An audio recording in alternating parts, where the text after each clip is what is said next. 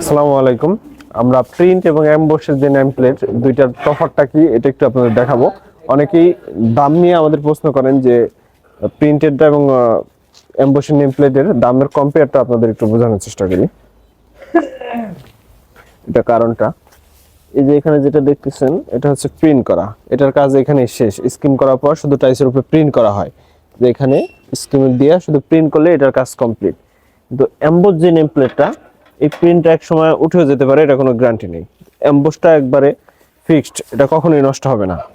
Emboss আরো কয়েকটা ধাপে কাজ করতে হয়। প্রিন্ট করার পরে এখানে আসার পরে আবার এমবস করা হচ্ছে। যে এখানে এটা হচ্ছে যে কলস ফুলের ডিজাইন যেটা গেটে, এটা এখন এমবস করা হচ্ছে।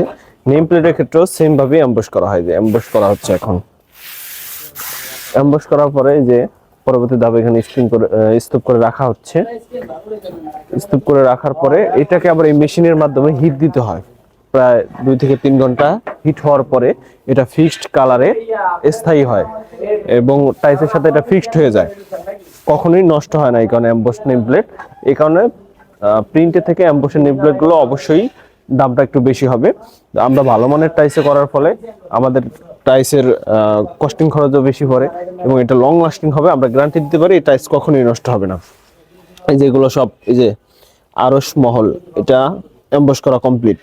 এটা কালারটা হচ্ছে হিট দেওয়ার পরে ফুটে উঠবে।